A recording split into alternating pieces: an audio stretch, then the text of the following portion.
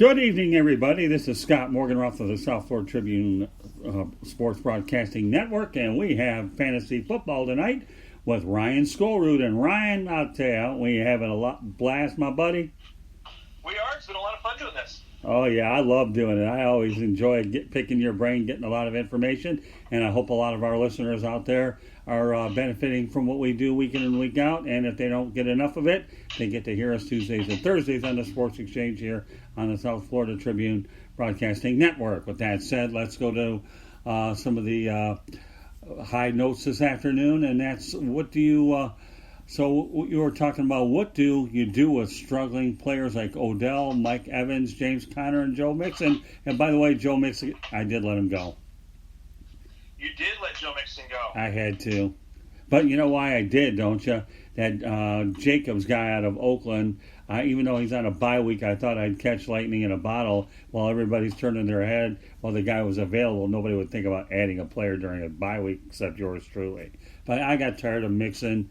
I think he's a good player, but boy, I need some depth at a time when a lot more buys are going, and I decided to go with the Oakland running back instead.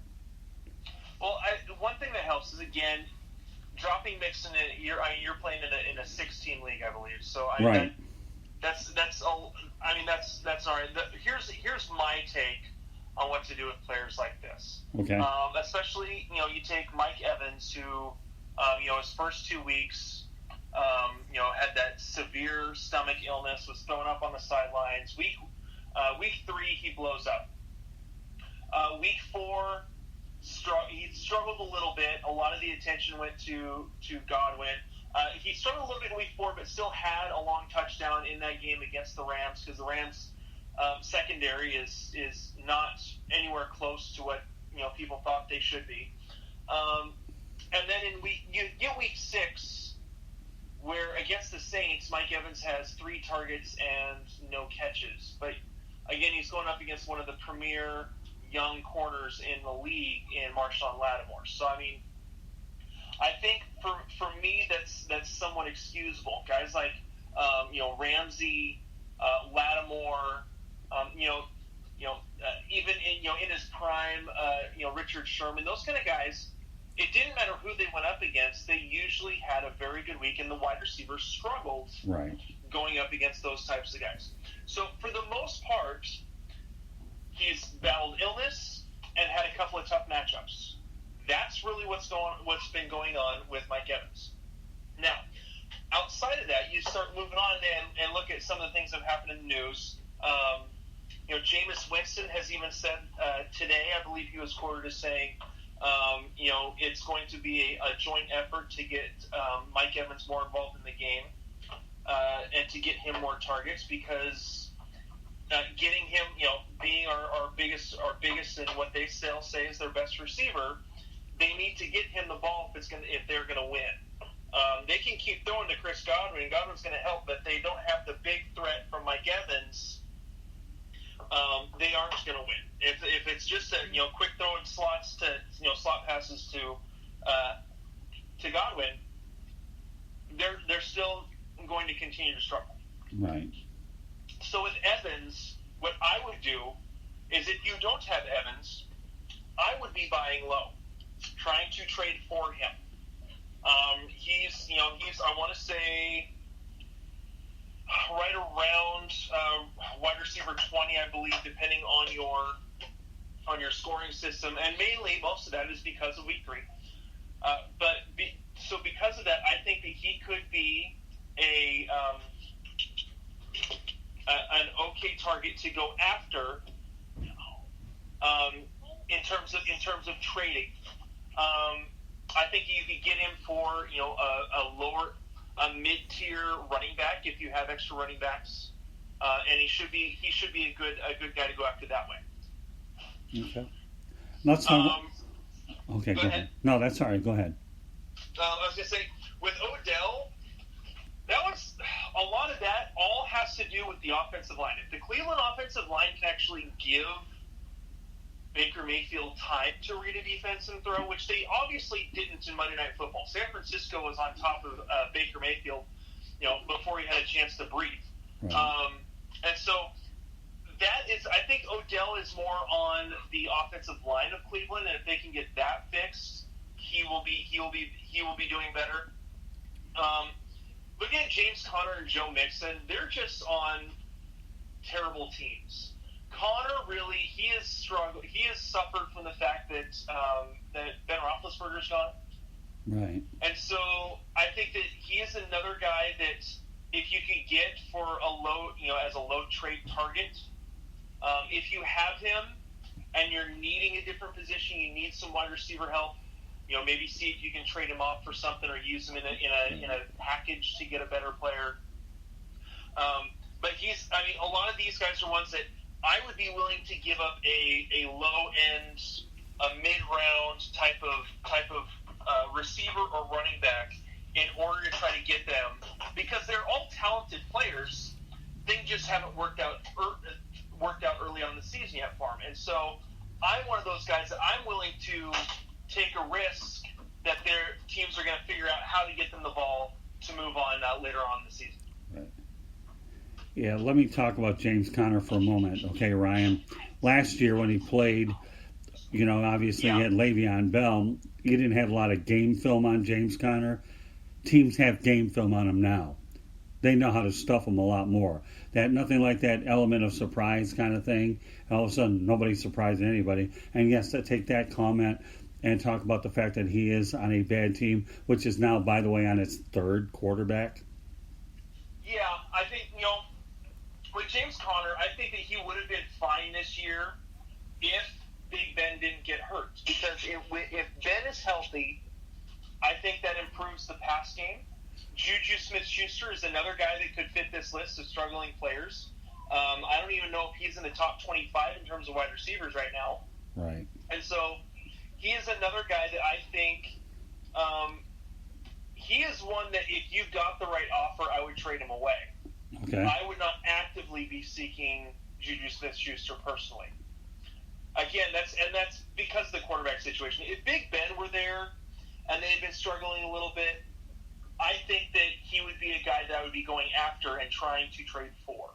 Simply because once Ben Roethlisberger could get the pass game going, I think that would help out Juju Smith-Schuster and it would help out James Conner. But with them, again, on their third quarterback at this point, James Conner, it's a hard sell. You'd be lucky to get anything out of him. All right, so let's talk about Joe Mixon. To me, I wanted to hold on to him a long time. I really, really did. But at some point or another, some of the teams that he's played against, I think what really made me decide to do it was when he didn't put up the numbers I thought he should have against the Cardinals.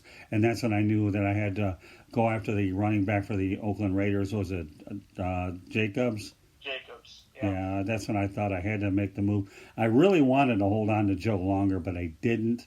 And I have a feeling that move to add Jacobs will probably serve me well anyways. So what's going on with Joe, though? I think their offense in Oakland is a little bit better. Right. We'll see how the addition of Zay Jones helps. They've been struggling with injuries to their wide receivers. Obviously, they lost AB with just all of his drama and craziness. Right. Tyrell Williams was injured this last week. But I think that Zay Jones was a guy that I loved coming out of college when he was coming out in 2017. And he's struggled with drops. I don't know what specifically has caused that over these last couple of years, but I think maybe a change of scenery could be good for him this next year. Yeah, let's talk about the Bengals for a moment. I know they let Marvin Lewis go after a long time. Obviously, you got to give Zach Taylor a little time to acclimate, but boy, I'll tell you, he walked into a hornet's nest in Cincinnati. Yeah, they're a bad team. Yeah. And again, we've talked about this on, I can't remember if it was on the Sports Exchange or on previous shows here. Right. One of the things you have to remember about the Bengals offense is that they lost, I believe, 3 of their starting linemen. I believe it was 2 to injury and 1 to retirement. And so they just don't have an offensive line. I think they're kind of struggling from the same thing that the Browns are, just a lack of good starting linemen. Right. To be able to protect Dalton, to be able to open up holes for the running game. Right. And that is shown throughout the season. And I know that Mixon's also been a little bit banged up from the first game. with the ankle injury. I believe he missed a game, one or two, and just I don't know if he's necessarily 100%. Which again, that doesn't help anything either. Well, you're right. The Bengals definitely don't have any bite, and it's not getting any easier for them every single week for sure. All right, so let's talk about the fact that you mentioned Cleveland. You were saying it's a fantasy wonderland or a wasteland. I like that. That's a great line. Based off an article that you wrote concerning the OBJ trade in preseason, why don't you explain to the listeners what that's about? So yeah, in the preseason, when the Odell Beckham Jr. trade happened from New York to Cleveland, we were looking at the just the names on the team. You had at quarterback, you had Baker Mayfield, who had a very good rookie season. You look at the running backs, you have Nick Chubb, Duke Johnson, who is a solid pass catcher out of the backfield, and then Kareem Hunt coming back, I want to say, in Week 10 after an 8-game suspension. Then you look at the wide receivers, Jarvis Landry, Odell Beckham Jr., who are both all pros, or at least former Pro Bowlers. You had up and coming guys like Anthony Callaway and Rashard Higgins, and then you also had David Njoku at tight end. That is a lot of that's a lot of talent on that offense. And so when the trade first happened, I wrote an article saying, Cleveland, the new fantasy football wonderland. And the one caveat that I put in there is with all of those names, it's going to be hard to feed everyone all the time, which has obviously been the case. And again, looking at some of the issues that they've had with their offensive line, that has caused some problems. Now, let's not forget that last year, their offensive line was also pretty bad. In terms of the running backs, when there was Nick Chubb and Carlos Hyde and Duke Johnson, they were giving up, I want to say it was the yards before contact for the running backs was 0.3 yards. So that means the running backs were only getting a foot past the line of scrimmage before they were getting touched by a defender. And yet, they were one of the best running teams because Nick Chubb was the number one guy in the league in terms of yards created after contact because of his ability to be able to shed tacklers. He still has done that a little bit this year, just not as effectively. Which, I mean, with how good his numbers were last year, you'd expect a little bit of regression in that category. Well, that's happened, and because of that, they haven't been able to establish the running game as well, which has caused the defense to feel okay to play back a little bit and just use their linebackers because they know that they can shoot the gaps to try to get to Nick Chubb, which has made the problem even more so for Baker Mayfield because there's more defenders in the backfield, so he's not finding as many open passing lanes.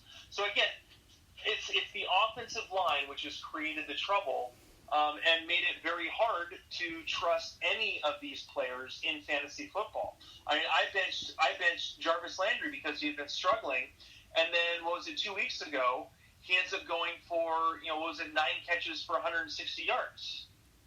Right. And so it's so hard to trust anyone. I have Nick Chubb on the team. He's been very back and forth. I don't have Odell Beckham Jr. on any team simply because I don't trust his knees and ankles to stay healthy. But I lost David Njoku to injury, which he's kind of fought the injury bug for a lot of his career. So again,